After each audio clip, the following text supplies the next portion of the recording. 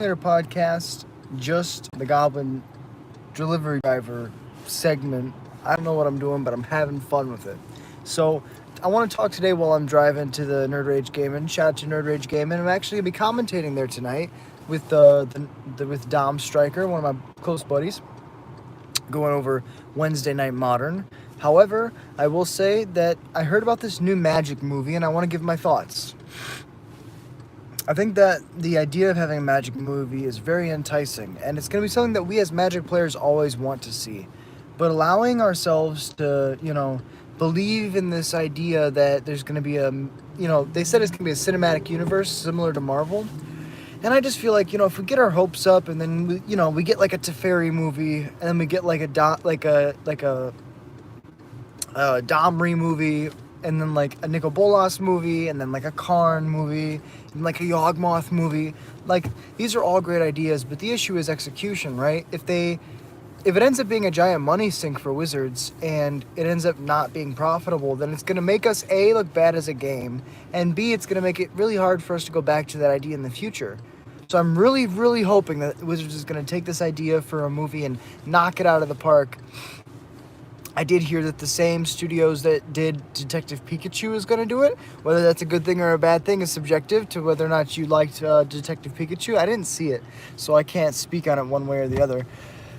But from a lore perspective, I kind of wanted to speak on, what is it that I want to see in a movie about Magic. So I think that I listened to the MTG Goldfish podcast earlier today. Shout out to the MTG Goldfish guys. And, I agree where they don't want it to be super vague, because we've had so many there's like a brotherhood rivalry that's blown up into like full scale as adulthood. So like maybe we don't want to do the Brothers War, but I think there's a lot of like very intriguing stories that like the decisions have to be hashed out, the rationale. There's a lot of scenes that you can really flesh out with like suspense and like little hints throughout, and I think that they could make it really good if they invested enough time and they cared enough about it. The issue is I feel like this is just another one of Wizards' ideas to make money, right? They're just like throwing things out. They want to see how it goes, and they don't really mind if it goes one way or the other. And I think that a majority of Magic players, if you're invested in the game, you care. If there was a Magic movie, we would go watch it, right? But knowing the way that Wizards is currently handling their IPs, I feel like we may or may not even want or like be encouraged by the idea of the Magic movie, let alone go watch it, because it could be, just their Duels of the Planeswalkers or whatever, right? Like the thing that they make because people want something. There's a void that needs to be filled by a product, but the thing that they produce isn't exactly what we want.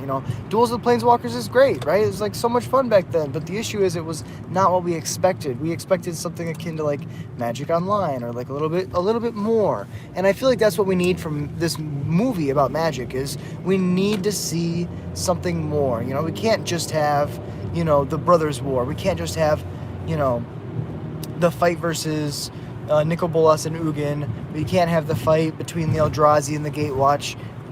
Between Nicol Bolas and the Gatewatch. All these things are very underwhelming. I think it's kind of hard to be expecting like all the Magic community to rally behind like a story that's not one of those. So I think I agree with MTG Goldfish that the best thing they could do is probably just make a fight versus the Phyrexians, right? It's like always the big bad. It's going to be hard to face, and as long as we, collectively pull our resources, we'll be able to win. And if that's like the theme, right, and if that's the backstory, I think they can take that far. But I feel like as long as they're trying to just like make a quick buck, and they're trying to like just capitalize on like the audience and what they currently have, then it really doesn't make sense at all to try to make a movie, right? You're just gonna create something that you think is going to be helpful, when in reality it's wasting resources and pushing people further away from the game. And what we want something where people go to the theaters to watch a movie, and maybe you want to watch a second movie, right? So you buy another ticket, and Magic is the most interesting thing, so you go buy a ticket to the Magic movie.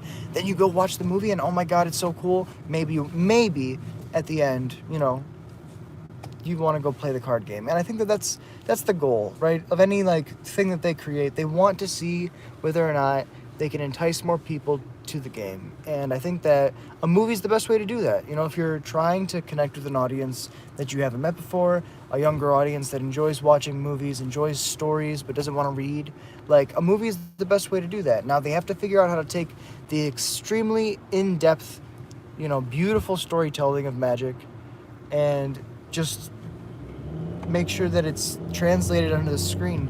There's so many amazing novels I've read that just don't translate onto the movie screen. I want Wizards to talk to whoever it is that made the Harry Potter movies, because they can talk to them. And I read the Harry Potter books before I watched the movies, and I loved the book. I still love the books more than the movies. However, they did a great job with those movies, and I would love to see the same amount of care be paid to these stories, be paid to Magic, because honestly, we deserve it, right? Not I, we. The Magic the Gathering community deserves to have a movie that shows how awesome the story is. Because how hard is it to get somebody to sit there and listen to you when you talk about Magic story, right? Okay, so there were these brothers, and they were fighting over these stones, and the stones unlocked this oil, and the oil corrupts the universe. Like, you know, so many people are like, oh, boring, I'm out. But I feel like if we allow it to be done by professionals and people who, you know, they're, you know, lifelong creatives who care, who have a vested interest in making sure that it looks good and is done right. If that's the way that we go about it, I am super excited. I can't wait. And I think that it's only going to be positives. We just have to get through the, you know, the apprehension and the anxiety, and eventually we'll see the trailers and we'll see how it is. But until then, you know, all we can do is stay optimistic. And so, yeah, this has been kind of a shorter episode. I just want to, like, get my thoughts out there. Let me see what else. The bracket system, I feel like the bracket system it's nice. You know, it's not perfect. They started right away. If you have another way of talking about, you know, your expectations with your play groups, do what you got to do to make sure that you're having fun at your table of Commander. However, it's nice when you're, like, theming it out, right? If you're, like, only making decks based on theme, then the new system seems to be, like, really good. I have a lot of decks that I play that are exclusively just trying to have fun.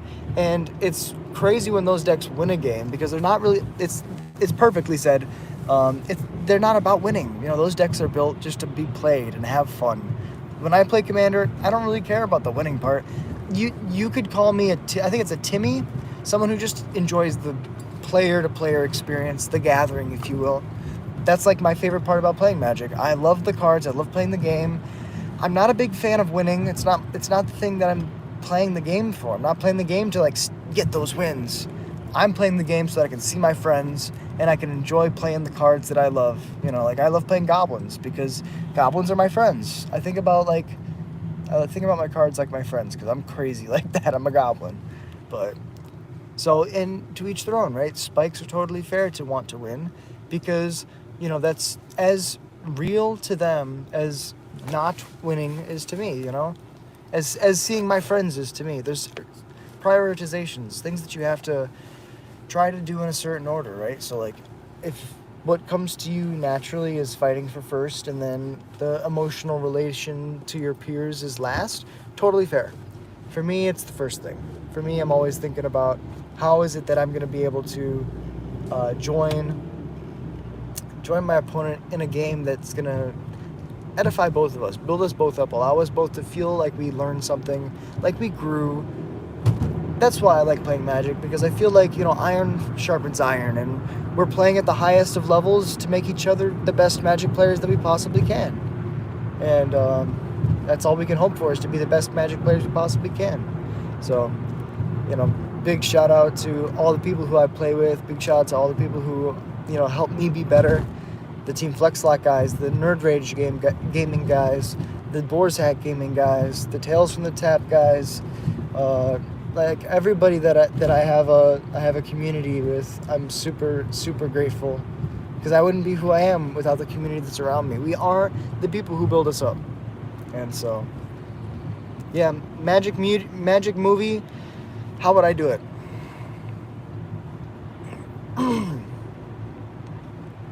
Magic movie starts with vast empty space, and then it pans in, kind of like pans to the right, and you see a planet, right? And then it like zooms in on the planet, and I think you would probably have to start with a character who's funny. You probably have to like follow a planeswalker who's a little bit insane, and like the planeswalker is just talking to themselves the whole time, and you are like the person he's talking to, but everybody else that the planeswalker interacts with is like, nah, you're just insane. Maybe it'd be like Shark in the Mad. I'm not crazy, you're crazy kind of stuff. That'd be a lot of fun, honestly. I would love to see Sharkin in the. So it could be like Sharkin unleashing the Eldrazi, and then the battle for Zendikar, and then it could be like Nahiri coming to Innistrad to get Sorin putting her in the Hell Vault, and then that's to be continued. The next movie is you start with Nahiri in the Hell Vault, and then the Hell Vault is broken open by Liliana. It then like, sees Nahiri planeswalk away, pans over to Liliana. Liliana is fighting Grizzlebrand while Avacyn rises into the sky. Then we follow Liliana around for a little while. Liliana leads us to Garruk. Garruk gets cursed by Liliana and then starts running around. Garruk goes to Wilds of Eldraine, and then we start following like Oko, right? Oko takes us to, or we should say Eldraine. Eldraine takes us. Who the hell is on Eldraine that we care about? Nobody really. The Oko thing's probably its own saga. When that thing ends, we go back to. The Oko saga is its own thing. That movie ends. As that movie ends, we see like a flashback to Innistrad, but Innistrad has weird rocks on it now. And then the next movie starts. So that would be the second movie. The third movie starts. The second movie's kind of like filler, right? Third movie starts on Innistrad with the weird rocks and stuff like all floating around. And there's planeswalkers on Innistrad. But then the the planeswalkers realize that Zendikar has the Eldrazi's raging all over the place. So they go and they fight the Eldrazi on Zendikar and defeat Ulamog and Kozilek. And then that's like halfway through the movie. They return back to Innistrad, like done, just in time to have like everything go like slowly mad on Innistrad. Then, after everything's slowly gone mad, they realize that something's bad is happening. Tamiyo tracks the stuff. They find out it's Emrakul, whatever. Then we see Emrakul rise out of the sea, summoned by Nahiri. Nahiri fighting Sorin after turning his entire bloodline into stone. And then, like, the climax is, like, Liliana summoning a wall of zombies that, like, rush at, like a tsunami wave of zombies that rush at Emrakul. And then, they are able to channel, like, all of the Leyline's energy from Nissa through Jace to Tamiyo. Or is it just Nissa and Tamiyo? It's just Nissa and Tamiyo. Channel the energy through Nissa and Tamiyo. Nissa to Tamiyo. And stuck the... No, it's Tamiyo, Jason... Yeah. So it's Nissa, Tamiyo. Nissa gives the power to Jace, who then mind control channels it through Tamiyo. And yeah, I think that putting Emrakul on the moon, resolving that saga, that would be like a 3-part book. That would be pretty dope. Or not book, movie. I think if they did the Magic movie like that, right? I think that'd be pretty cool. And then they like hint at like Bolas being like a bigger big bad than the Eldrazi. And then like the next 3-part movie, or the next, trilogy would be the Bolas trilogy. It would be like the origin story is part 1, up until his original fight with Ugin. Then, it ends with him killing Ugin. Then the second movie is from Sharkin's perspective, trying to revive Ugin, with the end part being his intervention and using the Hedron to save Ugin. And then the third movie is about how Ugin's planning and how the War of the Spark happens and how they finally take down Nicobolas. I can see that. Well, so that would be 2 3-part trilogies, and let's make another one. No, my brain's turning off.